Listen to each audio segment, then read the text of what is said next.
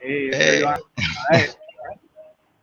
Can you hear me through I can. okay. Yeah. Doesn't sound like there's interference. Yeah. Now, what's really interesting is that it shows at the bottom how many viewers you have. Yep. We got none so far. Yeah. Wouldn't it count me though? I don't think so. I mean, like, you just being there on screen, I think, is enough for it to. Oh, gotcha. I think it's like the viewers are the people who are the YouTube viewers, so the people who aren't signed in. I guess I could just look over at you. I don't have to look at the screen. Hey, Michael. Was it your viewer joining us, or? Oh, no. Oh, you want to sit over here? Yeah, I can. Or how about I go around there, though? Oh, you were trying to get us all on the same screen here? Well, yeah. Wade is going to be sitting over here as well, and yeah. I got us a little overlay. Yeah. Our little field. And who's down there muted? That's Chad, and he's not muted. He talks. I just mute myself now. Oh, he did. Okay. You're here, but it's gonna be over here. Huh? I think I might just go in there. Yeah, I can hear it next to I can hear Oh, echoes. okay, On this, yeah. I'll do that. I'll come back down. Okay. Are there going to be other people joining us Well, electronically? hopefully.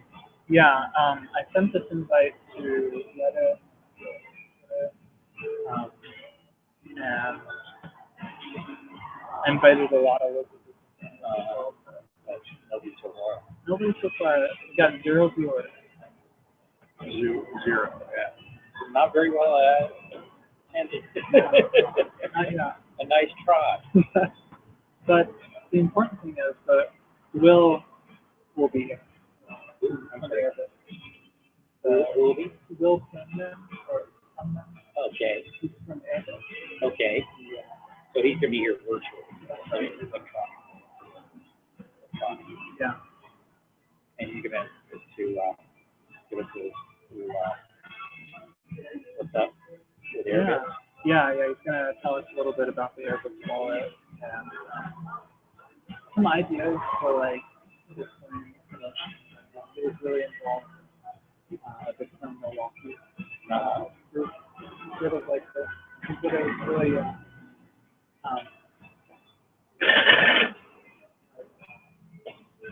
kind of really getting retailers to, or just getting an active individual user base. Got 135 people. Yeah, 70. Yeah, and just the 75 got 5 active. We also have, after 100, they start charging you to use Meetup, so we brought people that are just, we haven't You seen want them. water too? Did you order the almond joy? No, I ordered a peach. So, you gotten your, are you doing Coinbase? You got that to work? I couldn't figure out how to find you. That local Bitcoin. I've contacted you. Nobody's coming back to you. I couldn't just like find do it you. individually. Like, I was on my own. Yeah, I was trying to figure out how to do it until I get your registered transaction. On local Bitcoin. Coinbase has some crazy referral right now where they'll pay you 75 for like 100. Right, if someone's signed it. Yeah. Like if I refer you Coinbase, Coinbase. that's try. There you go. Yeah. Once, I think the person you refer has to buy 100, right? is it $100 once or is it 100 like once they hit that? I'm not sure. So if you refer somebody and they buy $100 worth of Bitcoin, You get $75. It used to be $25. yeah. It used to be $5. They're contributing a lot of value to your user. Yeah. Yeah. I think they want to get more. Because it's really easy. It's really easy. Yeah, I got a Coinbase wallet. That's where I bought for a majority of 1.5. And I transferred most of it to my Matillion wallet, which was not easy. I couldn't figure out a way to do it. I had one device trying to figure out a way, so I just had to type in whatever it is, 30-something digit Oh, yeah. address to do the transfer. Took me about 3 times to get it done. Yeah, the last couple of digits in that address confirm that you typed it right. And it's the first part of the address press the last couple of digits. So you can't just nowhere. It has to at least be some sort of functional address. That was my concern. I tried to do it. And that's also somewhere I can't get it back. Yeah. It does require a receiver to acknowledge. It doesn't require a receiver to acknowledge. It just has to be formatted correctly. So if you format it correctly to a valid address, if you send it, you're typing it in. Yeah, but you'd have to get really lucky. Yeah, I know. For it to actually be a real address. The chances of doing that's like picking a lottery. You know. Does it look like he's gonna be on time? Yeah, he sent me a message. Oh, that, did he be late? He was looking for parking in downtown Austin. He said he should be on time, but he'll let us know. Yeah. Will we're talking to? Yeah, Will. Yeah, did you do any, did you look at Will? I did. I watched it's a hangout they did with Teeth Control Toronto or something. No, I think it's Vancouver. Yeah, I think I might have watched one of those as well. Yeah. As a hangout.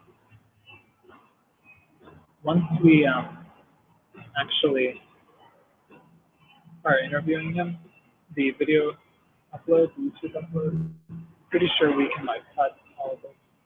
Okay. Right now we're just being broadcast live. Yeah.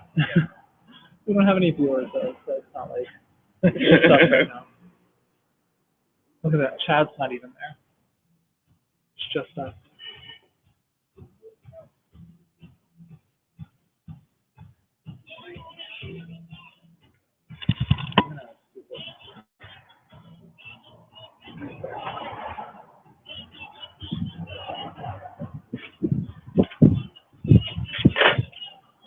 The questions I have are,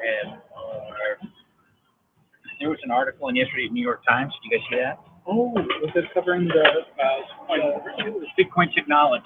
Yeah, it was basically a little blurb that just basically said that quite a number of the big banks, investment companies have set up small groups to look at how they apply the blockchain technology, Bitcoin technology to transactions. We talked about how some of the tools where it's not if but when the technology will be utilized. We also talked about that they will actually use Bitcoin or just blockchain technology to do what they want to do. And I don't see any reason why a consortium of banks could basically say, let's create our own blockchain, and we'll use that to transfer money. Or exchange for especially if they keep it like a closed source thing where people can't just work off of it.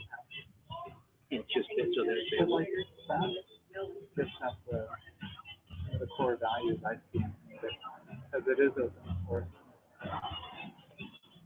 I mean, they can make it open. They can make it open source. If they make their own blockchain, though, anyone to install software themselves, have a big mining rig behind them, and sort of like do double spend, right?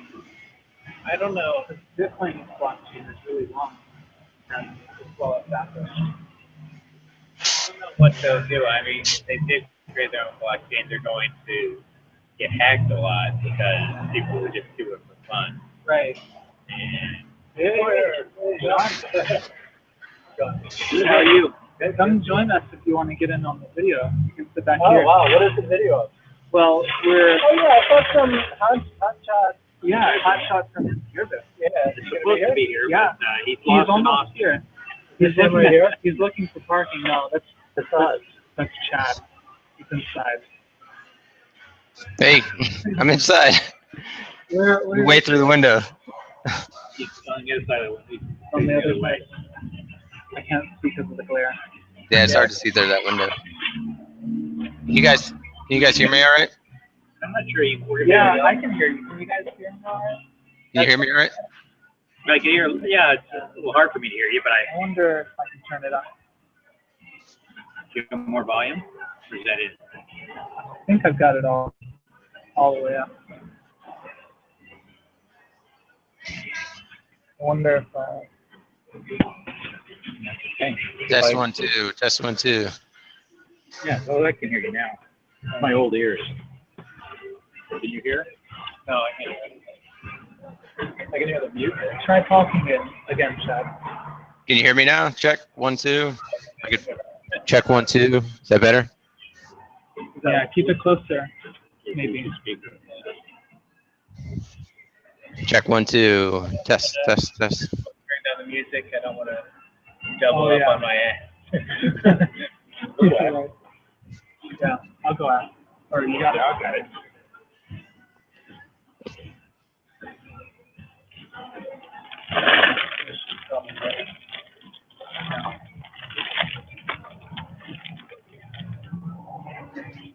Hey, Chad. Yeah. How does the QR code look? Is it legible on your side? Yeah. Oh, well, it was before I changed my quality. I turned it off HD. Let me put it back on. Okay. Good. I'll see if it. I don't know if it's scannable not on HD, but let me see. Yeah. Oh, good. Yeah, let me try to scan it actually. That's better. For his Chad sounds better. Yeah, I think Chad moved it a little closer to it now.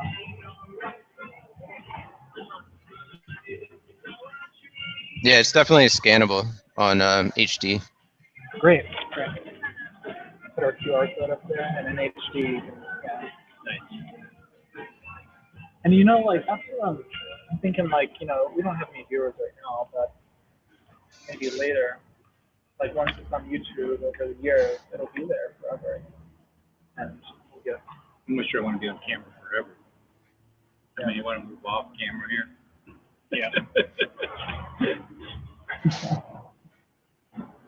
We heard about Google's right to be forgotten stuff. So you're in Europe? Well, it's going to probably spread everywhere, unfortunately. But I don't know how they're going to manage it. Yeah. What do you think on that? I mean, I'm not a fan of it. Just because it's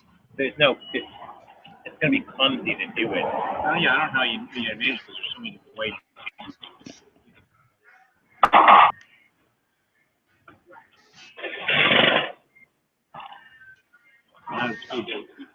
It's got a list of people who don't want to be remembered, so they get to be scrub every reference to that person's name on the internet. Well, yeah, they're still out there somewhere. Like the article still exists, it's just not linked to on Google. So that's also kind of rude.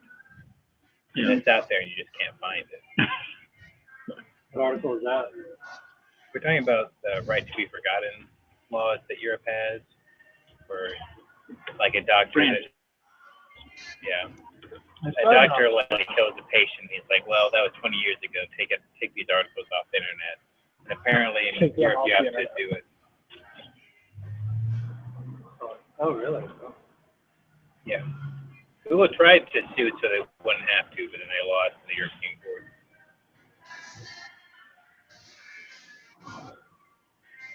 And then eventually, you know, it can expand to like politicians. Politicians, of course, that's why they did it. You think some doctor really is gonna, you know, or bank, you know.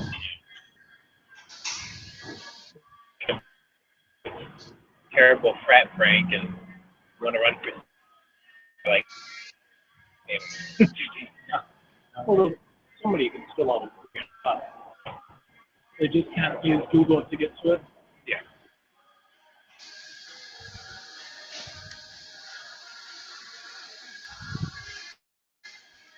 What about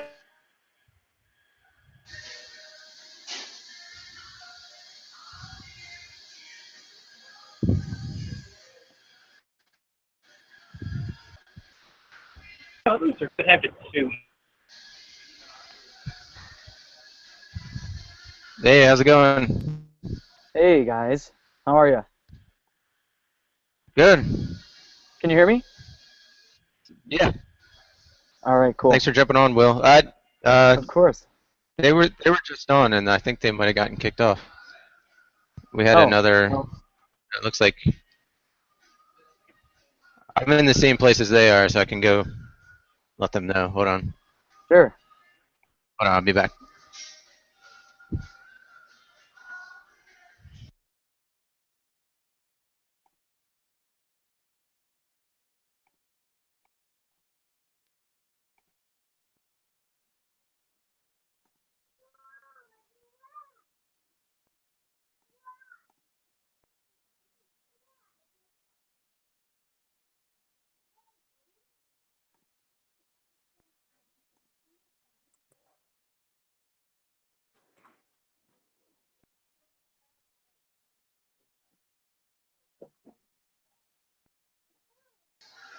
All right, I just got to invite him back.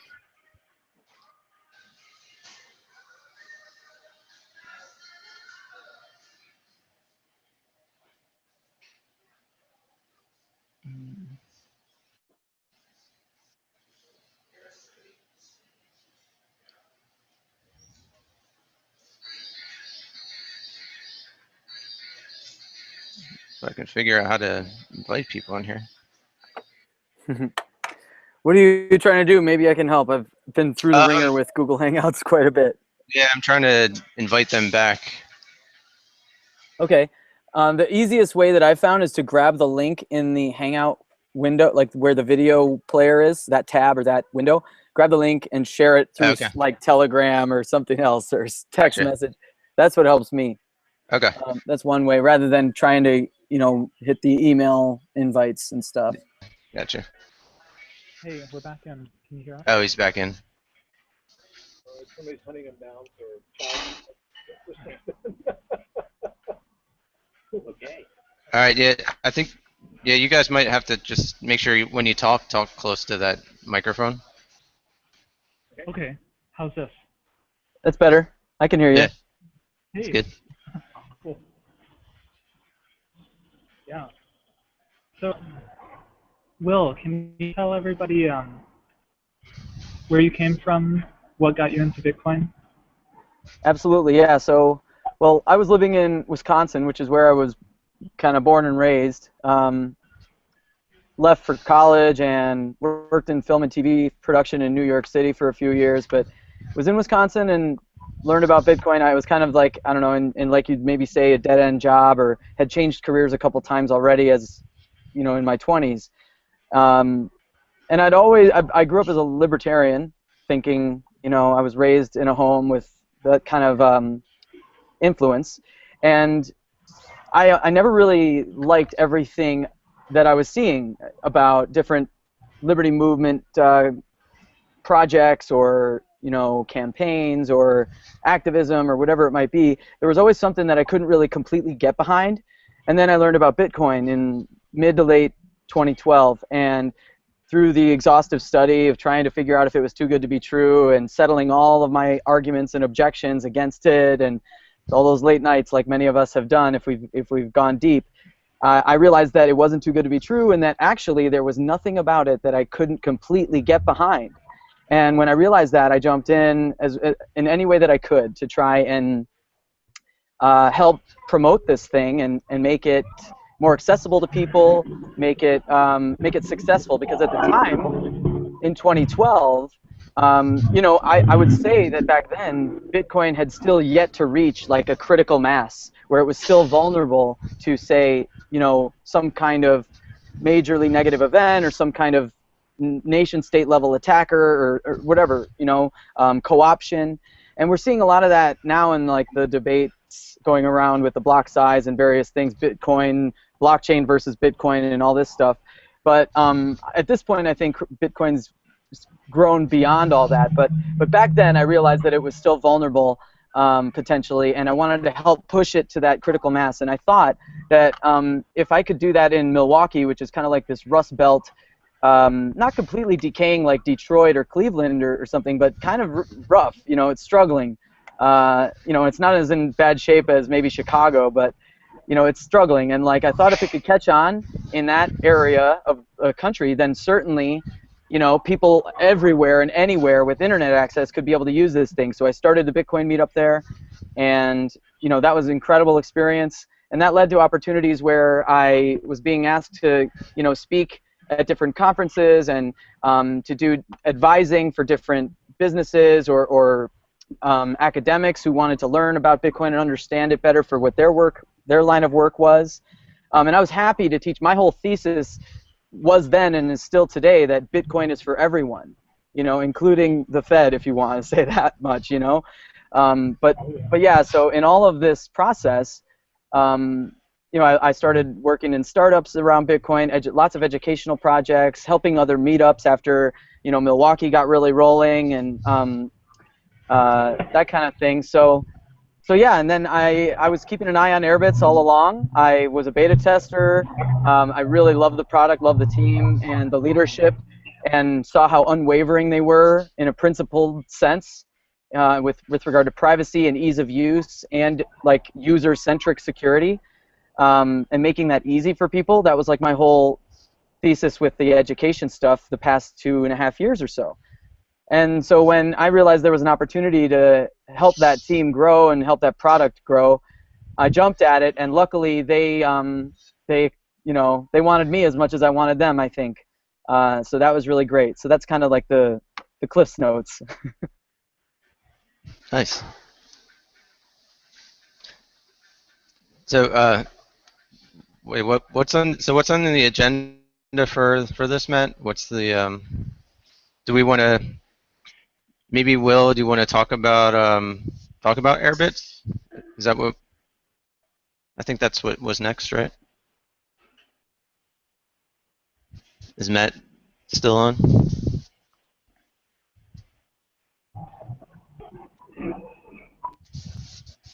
Oh, he dropped off.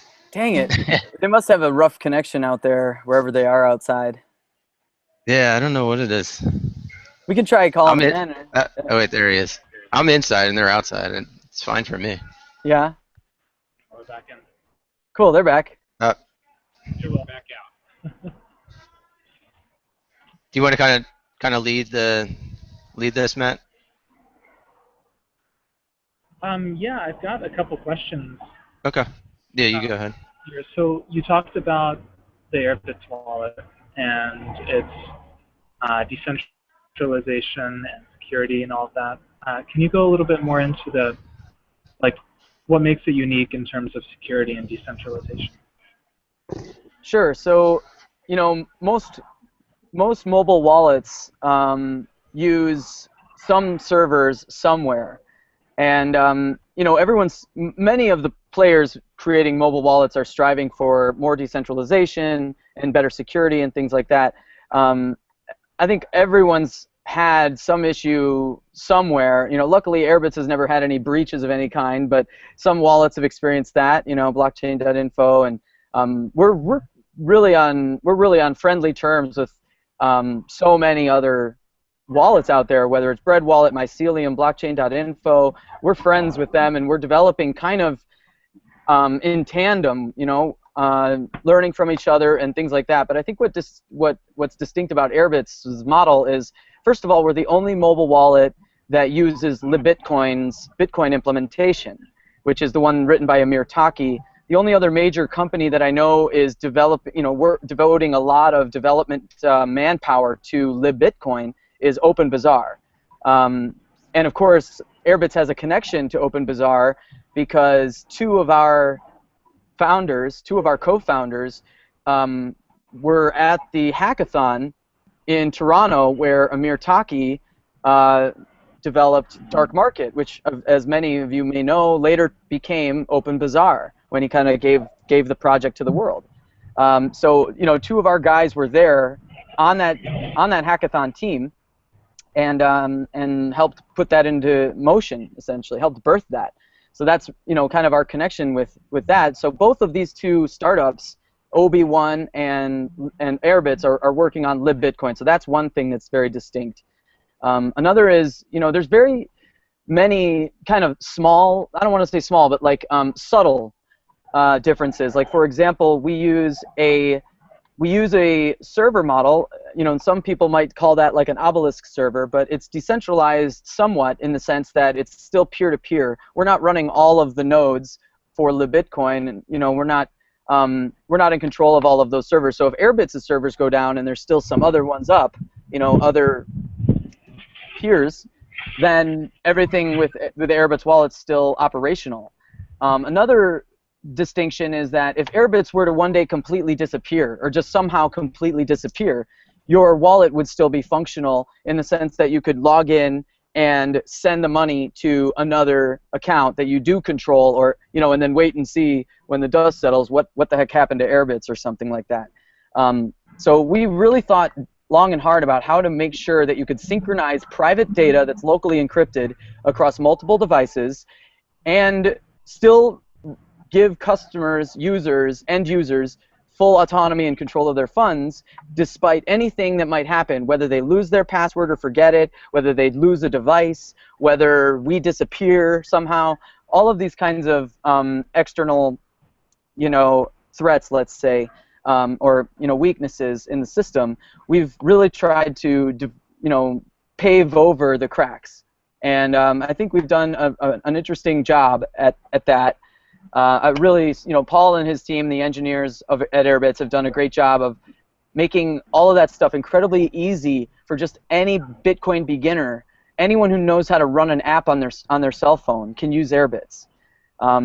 One more thing that's a difference that I think is really strong and interesting is, Airbitz doesn't ask you to write down your 12 or 24-word wallet seed, your private seed, as it's often called. So the other wallets like Bread Wallet and Mycelium, Blockchain.info, and many others, Ledger Wallet, Trezor, Armory, Electrum, they'll ask you to write down your private seed. And this is cool because you get a paper backup offline that's kind of like a fail-safe, right?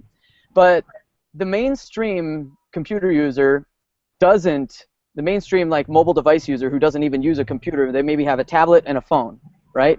They don't write things down. You can't ask a user to write things down. That's so much friction in the onboarding process, for example. So Airbitz encrypts all that data, like all the private keys that would be normally represented by a private seed. But Airbitz also does like transaction tagging, rich transaction tagging. Like you can create your own kind of miniature financial management system inside the Airbitz transaction log. And your contacts' pictures are in there, the pictures of the businesses that you paid at, if they're in the directory, are in there, and then personalized, customized transaction data of your own is logged in there if you choose to put it in there. And all of that together with the private keys, that's all encrypted into one bundle before it ever hits our servers, before it ever leaves the user's phone or tablet. And so we can't really give out a private seed because everything that's encrypted is more just the public keys or the private keys. And you can extract your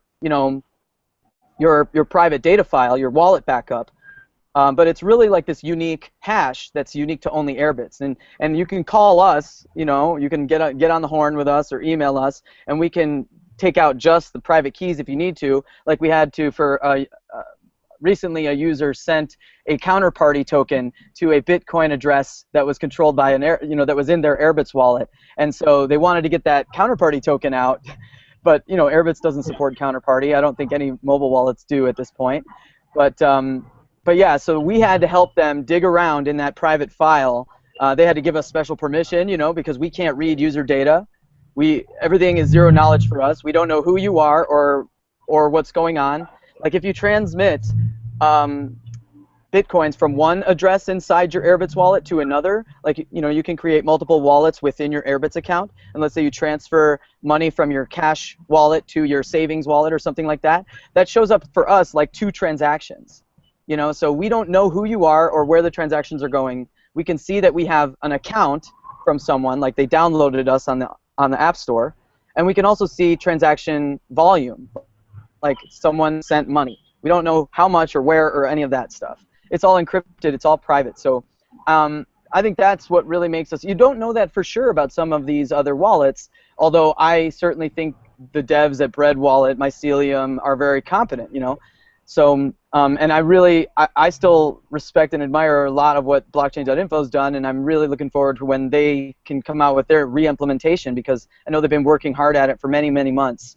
So, and I'm still optimistic about their status as well. You know, they still have the top SEO. They're still a great service, huge for the industry. But yeah, that's what I would say are the distinctions for Airbitz. Those are some interesting ones that that make us different, and maybe better for beginners and not so great for certain power users. But to be honest, anything a power user wants to do with Airbitz, they can pretty much do outside of, like, you know, stealth addresses and multi-sig and some of these things that we're working on. Could you explain how your security question backup works? Sure. So that's going to change in the near future. It's going to be much more simplified and much more robust. It'll be more secure for you, and it'll be easier to do. But right now, so for example, like if you like Airbitz and you want to share Airbitz with your friend who's just recently warmed up to Bitcoin for some reason after hearing you talk about it forever, and they want a Bitcoin wallet on their phone, and you recommend Airbitz, for example, when they download the app and touch the icon for the first time and go into the app, they'll be prompted to create an account or restore an account. And they'll create an account, and they'll be asked for a password, and then to confirm that password, and a PIN, and put in a PIN. You can skip the password part if you want, and just put in the PIN to make that onboarding process way quicker, and they get a wallet right like that. And then you can instruct them, when you go home, you know, go into the settings and set your password, because we didn't do that just now. So it's really great. I mean, I did it too with a Lyft driver because I wanted to tip him in Bitcoin, and he was interested. And he was driving while he did this, right? And, you know, he didn't have to type a password, right? He just had to put in 4 numbers for a PIN, and that was that. And he had a wallet. And then later, you know, at a red light, he's going to stop and give himself a password. So it's really great like that. But let's say you put in the password, and you confirm it, and you give a PIN.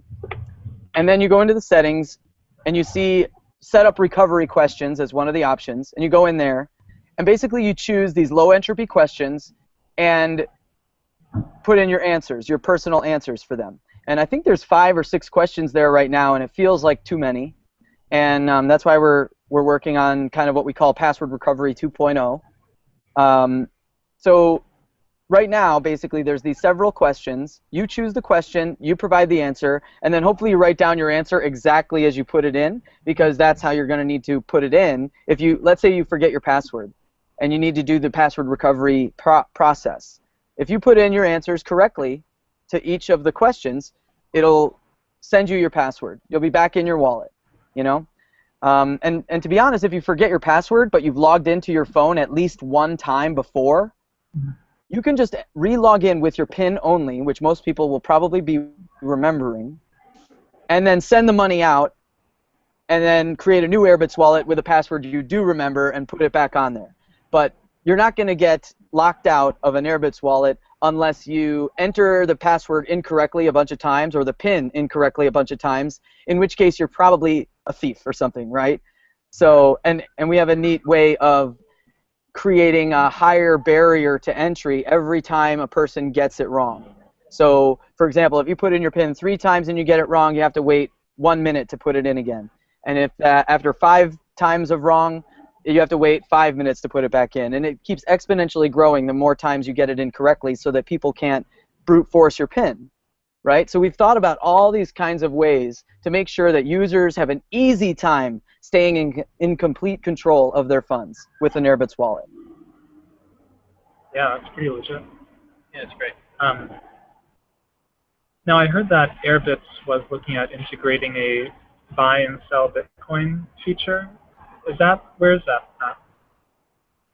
So it's really close.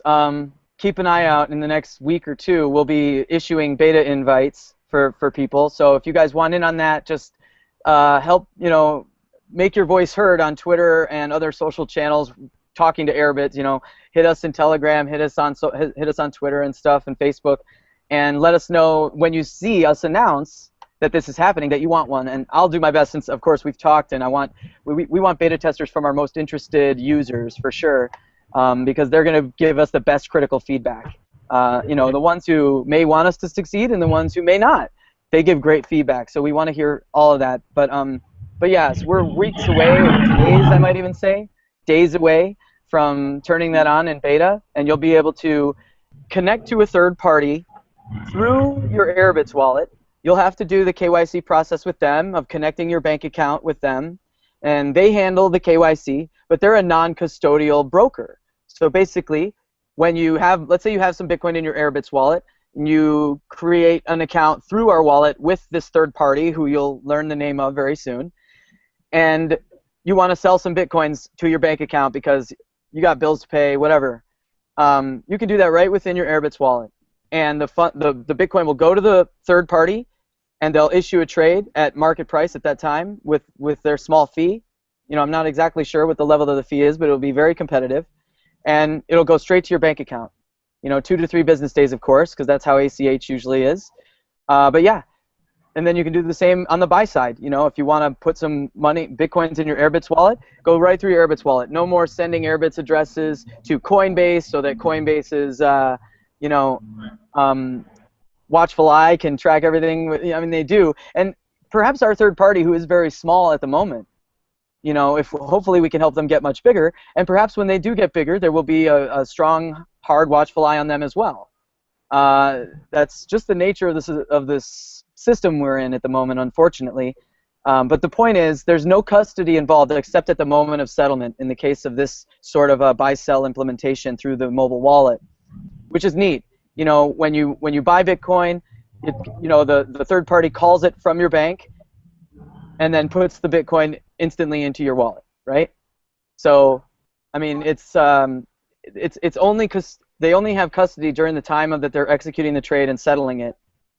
And other than that, so it's very much unlike Circle and Coinbase in that regard. And it's a way, I think, it's a nice next step where right now I'm often recommending friends and the average internet user who wants to get into Bitcoin, I'm telling them to go to Coinbase, buy some Bitcoins, move it to a wallet that they control like Airbitz. And if it gets over like a few $1,000s, maybe they want to think about securing it not using Airbitz, but with a hardware wallet. Now, I just explained to you kind of all the security recovery mechanisms, and we've had much, much, much higher sums, we've been told by people who like our wallet and have high sums of Bitcoin, that they've comfortably stored that much Bitcoin in there. Now, I'm not comfortable storing that much, like 5 figures or something, in any kind of hot wallet. But with what we've built, we're pretty confident that people will be all right if they try it. I don't recommend it, but that's our goal. Is like it'll be so secure and so autonomous for you that even with the mobile hot wallet sort of setup, you can still be comfortable storing high amounts of Bitcoin. But that's going to be neat, right? For the first time, I'm pretty sure, a non-custodial buy-sell implementation for Bitcoin will be available to people. You won't have to recommend Coinbase anymore. Yeah.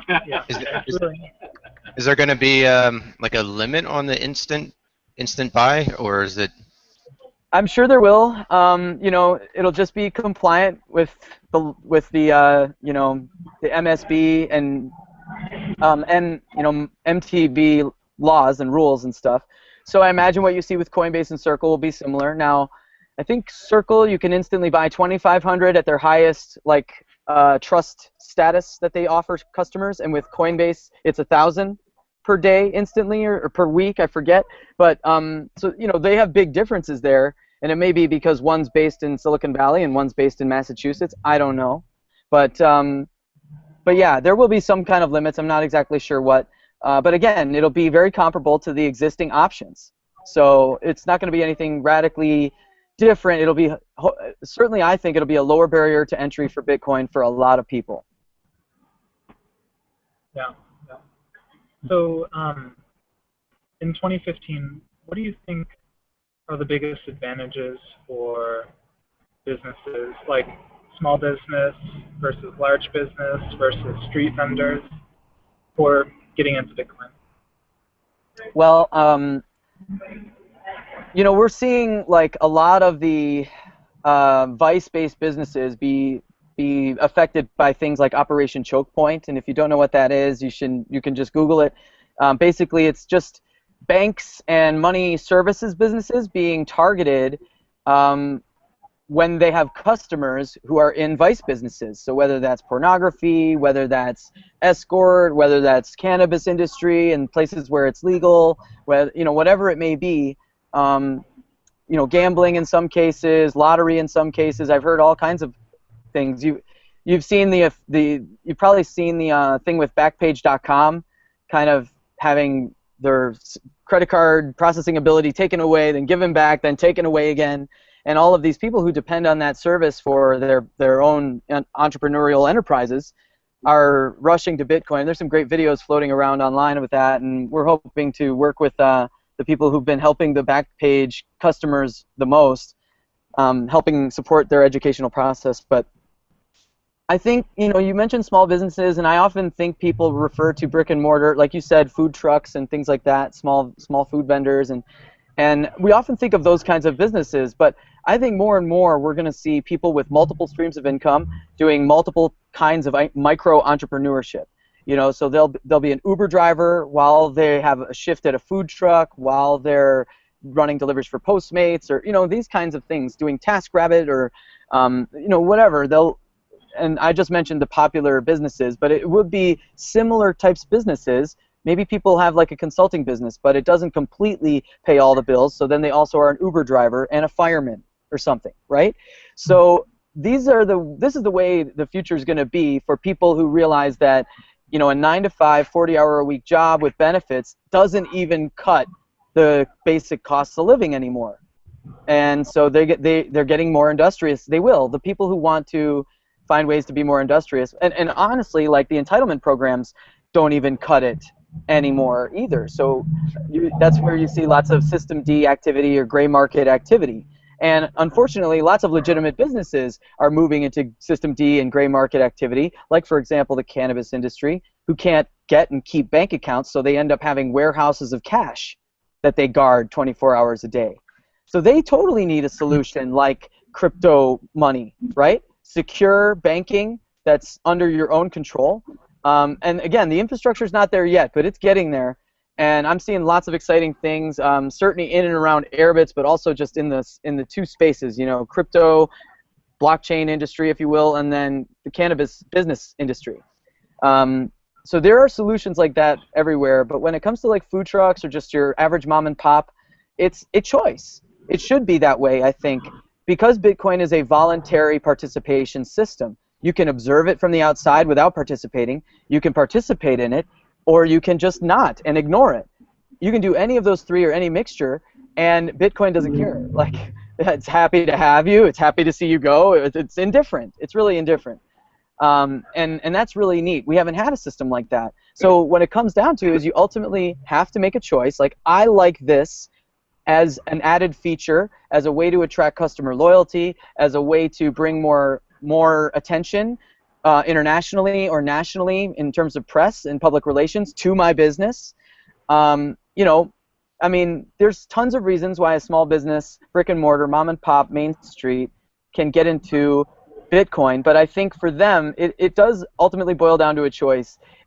Sometimes you can convince people based on credit card fees, but people have to have a lot of pain. They have to have a lot of pain with banking, or a lot of pain with credit card processing fees, taking like half of their profit margin, or something like that. To want to really promote and change change over to Bitcoin. So, and that's good. That's good. It should be that way because that's how you get great network growth and word of mouth growth. So yeah, that's kind of like, I know that was a little bit all over the place, but that's kind of how I see it, big picture. Yeah. Chad, do you have any questions for that? Yeah, I think in relation to that,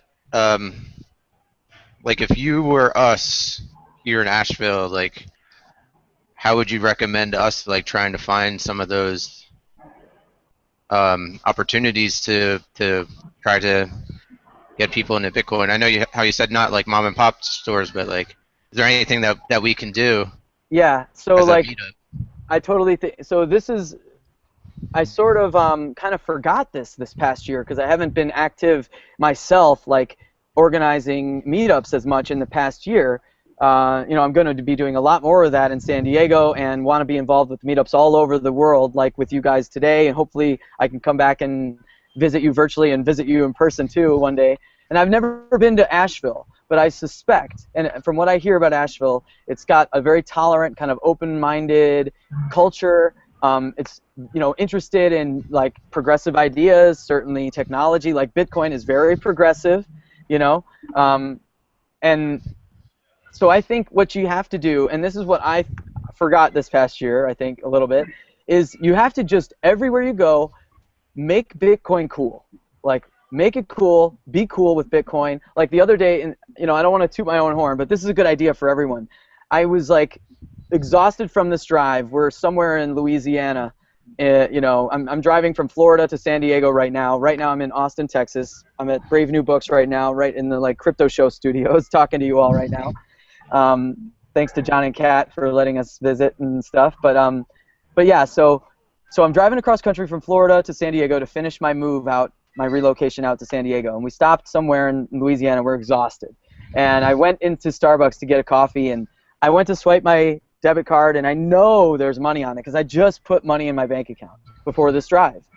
And they say decline, and they're like, oh, sometimes for travelers this happens, and it's like, isn't that something? I made a pleasant stink about this whole thing. Like, isn't that something that like banks don't let you spend your own money no matter where you are? In the United States, you're in your own country, you can't do it. What's up with that?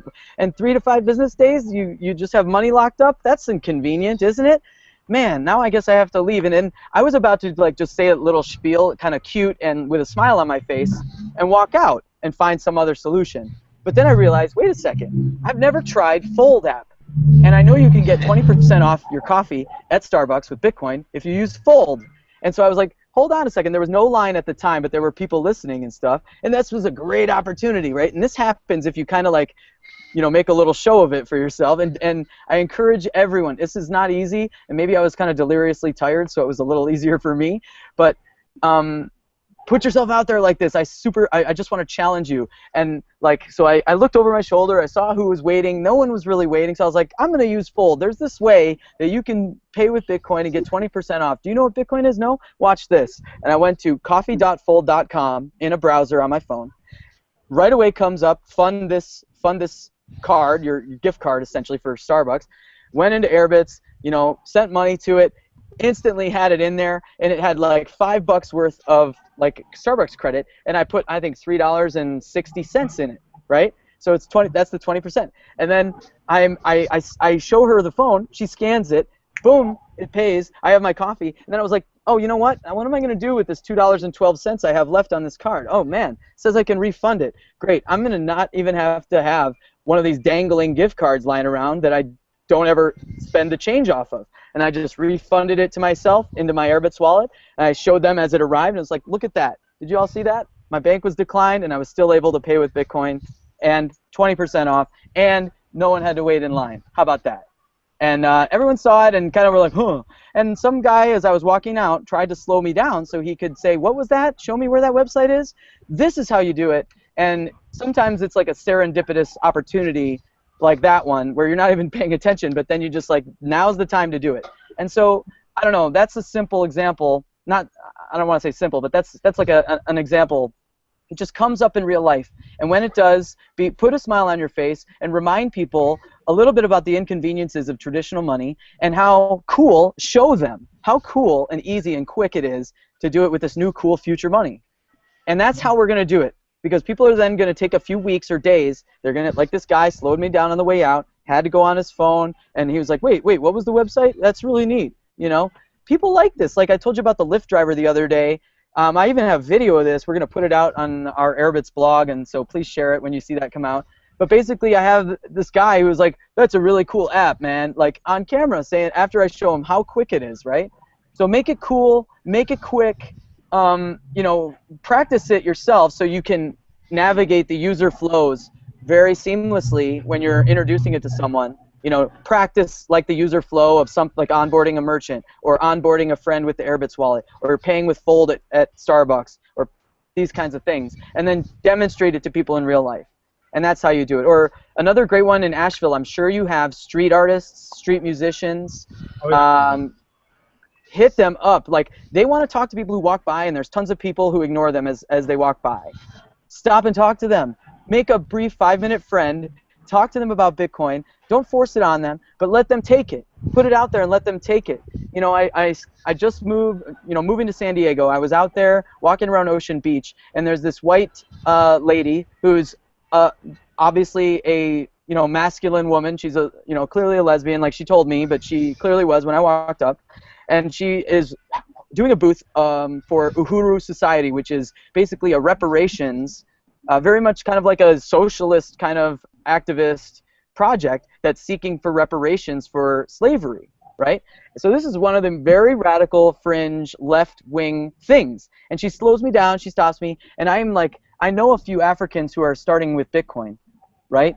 There's a couple that we've all maybe are friends with on Facebook, but she you know, she's not a libertarian, clearly, and she was interested in this because of how it was presented to her. It was like, this can help people. Here's how people are doing this, and I showed pictures on Facebook of friends of, you know, Facebook friends of mine in Africa, and they're using Bitcoin, and they're, you know, creating Bitcoin artworks and clothing, and they're putting it on Facebook and selling it. And it's like, you could never buy this stuff with U.S. dollars or any current digital money other than Bitcoin, and that's the one they're preferring, you know, and it's actually the easier one, and it's the cheaper for them and you. And so, and she was fascinated, and we became friends on Facebook. I think her charity is going to start accepting Bitcoin, at least her chapter of this charity in San Diego. And this is not a libertarian, okay? So the opportunities are everywhere. Take them with these local folks who are doing small businesses or entrepreneurship, which includes nonprofits, people raising money on sidewalks, which includes street artists and street musicians and homeless people even, you know. Those are my ideas. That's what's worked for me in the last week and a half or two. Yeah, I've thought a lot about the homelessness thing actually, because I know a lot of homeless people will go around with little smartphone, like they'll get like a prepaid smartphone or something. Mm-hmm. People have Wi-Fi connectivity, and I'm just thinking like it must be really difficult for them to get a bank account if they're homeless. Absolutely, yeah. Keep an eye on Jason King. He's starting a new project called Be Unsung, or it's called Unsung, and it's basically trying to franchise out Satoshi Forest. So more cities, more towns, people, other areas of the country with a big homeless problem, and people who care about this issue can support those communities using Bitcoin with the similar model that he used in Pensacola, Florida. I think the website is beunsung.org, like unsung heroes, beunsung.org or .com, something like that. But just go on Jason King's Facebook and find stuff for that if you can't remember what the website might be. And I'm sorry I don't exactly remember the TLD for that, .com or .org, I'm sure. But anyway, that's one thing, that another new project coming up that can help not only scale Bitcoin, but help like show the worth and the merits of it. Yeah. So I know that California is talking about doing their own BitLicense at the moment, and New York kind of did the worst case scenario for how to design a BitLicense. Is California's going to be any better? Have you had a chance to look into it much or lobby one way or the other? I haven't looked into it a whole lot, but it would be really, really, really hard for California to do any worse than New York did, I think. And from what I'm hearing, the people who are kind of like interested in lobbying for Bitcoin out in California, and the people doing education of these regulators and policymakers out in California, they're having more success, from what it sounds like to me, than the folks were in New York. The other thing is, you know, Silicon Valley is in California, and that's a huge industry for California. It's one of the only like positive cash flow industries. I think dairy and wine and technology, or Silicon Valley, like venture capital, you know, are the three profitable, or something like that. But you know, so that you can bet that those interests matter a lot to the folks in Sacramento, and so I definitely don't think it's going to be worse than New York. It'd be hard pressed for any state to do worse than that. But again, you know what? Who knows? I mean, there's, you know, there's just constant disappointment when you put any stock into rules coming like top down, right? Especially from governments who are interested in really getting their hands all over this thing that was designed to route around them, you know, and make them benign at best. So, so yeah, I don't know. I think we all have more reading to do about California, but I wouldn't worry that it would be worse than New York's at this point.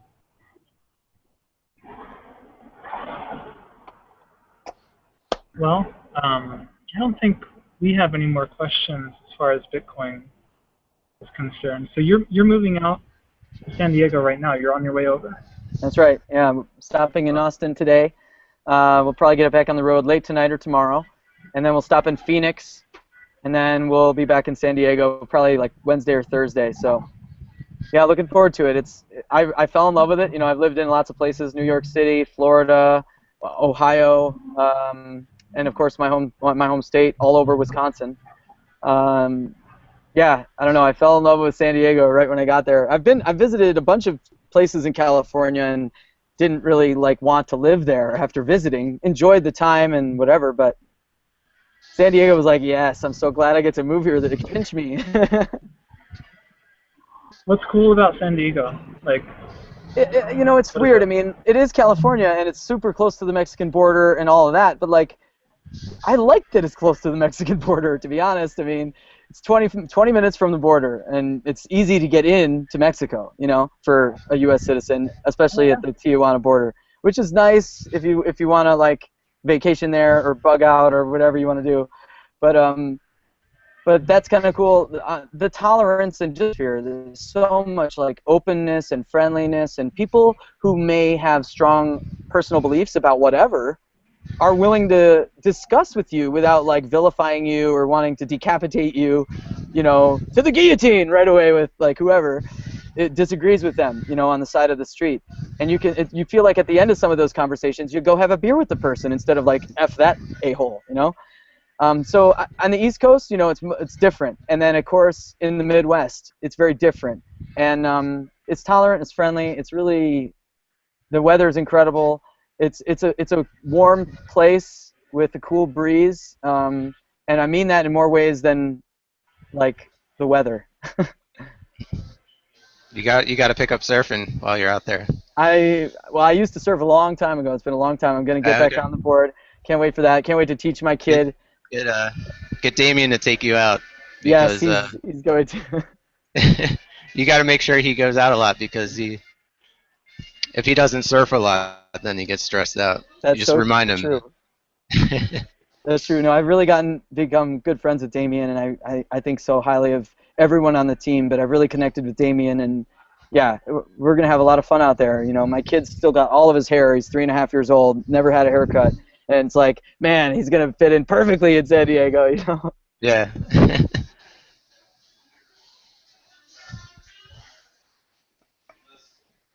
Awesome. Well, do we have any more questions, guys? Or I think we might have lost Matt. Matt, can you guys hear us?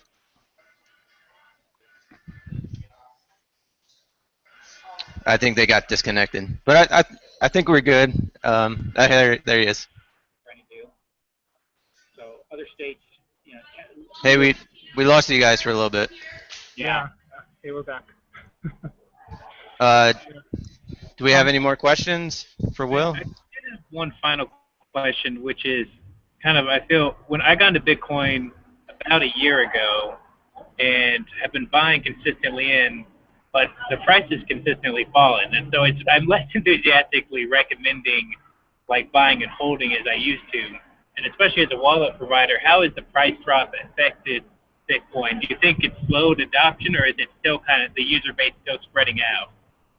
Well, there's a bunch of schools of thought on that, and again, with Bitcoin, there's no real great way to analyze the data of the adoption levels, you know, the ebb and flow there, other than the price, the transaction volume on the network, the hash rate on the network, like these kinds of things. So what I think is going on is you've had a lot of, I don't want to say dilution in user base in Bitcoin, but the user base of cryptocurrencies, period, across the board has been skyrocketing constantly. It's always been increasing exponentially, and I expect that to continue. I think the currency, the cryptocurrency with the best chance to increase the most, is certainly Bitcoin because of its position currently. And that may change in the future. I mean, you hear Andreas kind of mention these things. I think his analysis is very on point with the 5-year outlook of Bitcoin. You know, you know, he and I are close friends, and I appreciate his viewpoint on all those things. I think his foresight is really valuable. But yeah, I don't think it slowed the adoption rate of cryptocurrency, but maybe Bitcoin. I mean, but also, if you look at the time frame, like when I first got into Bitcoin, it was at the tail end of one of these long bear market periods. And we've had one halving event in January of 2013. And we're about a year, maybe a little less, away from the second halving event. And nobody really knows exactly what's going to happen. But you can bet one thing: when you make something more scarce, something that's in high demand, like Bitcoin, then yeah, you're gonna have some waves being made there. And the other thing I'll point out is this: you know, I don't often use local Bitcoins for trading, but I do maybe once or twice a month sell or buy some Bitcoins on local Bitcoins. And when I sell on local Bitcoins, I would say right now, like in the last 7 to 8 months, it's been about 50%, no joke, women customers. Like, they give me their ID so I can verify them, so I'm all on the up and up with everything, and PayPal I don't get screwed by, and all this stuff. And they're showing me who they are, right? And they take it, you know, they're a woman. And it's like, if women are using Bitcoin, Bitcoin will not go away, okay? That's the truth. And they're half the population, and they do most of the spending of money, you know, consumer spending. So, yeah, I'm seeing more and more and more women buy Bitcoin on local Bitcoins, which is not the easiest site to navigate for buying Bitcoin. So that tells me that the price doesn't matter as much as a lot of people think who want to day trade or whatever. And it's, you know, we did have a huge period of manipulation with Willybot, Mt. Gox, and all that stuff. And then, of course, every time a dark market goes down, you're going to have the thief or the feds selling the Bitcoins, you know. And people talk about the merchant sell pressure and the miners sell pressure and things like that, but I see this all as natural economics in this system over the time here that we have. So keep an eye out between now and the next. If 2 years go by and we don't have another bull run, I might have some questions, and I bet you by then we will have seen some other cryptocurrencies come to fruition, or, you know, come to ubiquity. So again, Bitcoin is the biggest promising one because of its status, it's because of its network strength and all of that. And it's certainly the one I'd like to see succeed, just because it's already the strongest, and, you know, there's lots of threats out there. So Bitcoin is the best defense against a lot of these threats, which are threats for any crypto. So yeah, that's kind of my little thoughts on user adoption. Women are using Bitcoin more, in my observation, and that's huge. Well, I have one more. As a wallet provider, what do you think about the worst case? Well, it's another. Are you worried about having to move transactions off the blockchain if the cap is not raised? And would you guys be able to adapt to that and, like, choose trusted third parties for users and that sort of thing, or do you think it's going to resolve itself positively where we can keep copy transactions on the actual blockchain?